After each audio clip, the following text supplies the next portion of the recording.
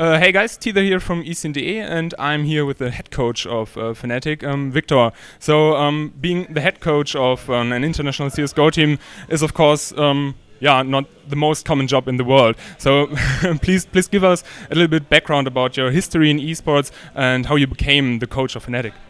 My history in esports is I played a lot of 1.6 myself, but when CS:GO came, I stopped playing. I focused on studying, but I was always interested in Counter-Strike. I started some commentary in Swedish for DreamHack, some Swedish national televisions. I started working for Fragbite as a journalist. And then I came into some different coaching roles. I coached the former LGB team with Olof and Krims, as well as the former property team, now known as 1337 Lead.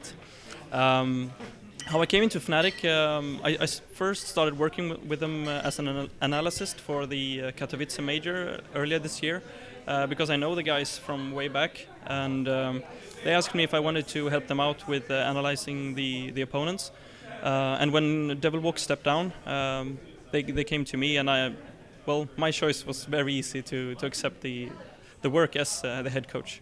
Okay, so how does a regular day at the office look like for a CS:GO coach? What are your tasks in order to prepare an event like, for example, the ESL, ESEA Pro League finals? I work both as coach, manager, analyst. I work with a lot of things behind the team as well, scheduling and having contact with all the leagues and such. When I wake up, I make sure to have all my emails answered, everything on Skype, everything like that.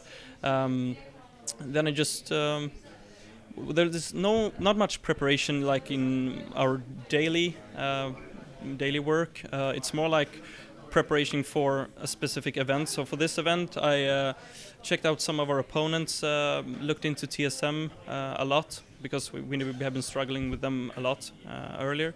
So we put our focus on TSM, I sit with them while we practice, as well as the online league games. Put my input in everything, what rounds could work against which teams, what can we improve, stuff like that. I make sure to have just a sixth opinion for the team. Okay, what influence does the coach have during a match? We see a lot of different types of coaching here. Some are more active, some are more passive. I think there's a different roles for coaching. Once is obviously cheering the team up if we're feeling down or anything. And as I said, it's always good to have a sixth opinion. I have a very good overview of the game. I can help out with things that they have problems in seeing. If we struggle, I can see the patterns more easily if they get stuck. But I don't do that much calling. I just try to, as I said, be a sixth opinion and help them out with if we struggle. Okay, what do you think about the future of coaching in CS:GO? Do you think that there will be maybe some major change in terms of practice and coaching, or do you think that it will become more important in the future? I think it's really important to have a coach for many reasons. You can see now that looking back like 6 months or a year ago, teams had like 3 Madfraggers, 1 support player and 1 in-game.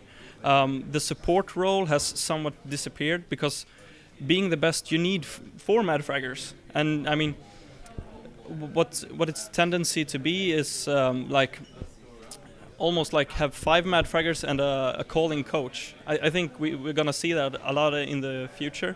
I feel like you need as much firepower as you can, and to relieve the stress and the stuff like an in-game leader has to do, is definitely something that could be more used in some teams. Okay, so thanks a lot for taking the time and giving us a little bit insight into CS:GO coaching. Any shoutouts? Shoutouts, of course, to every fan that follows us and loves us playing. We love you as well, and make sure to follow us on Twitter and everything, and we'll bring so much more love back to you guys.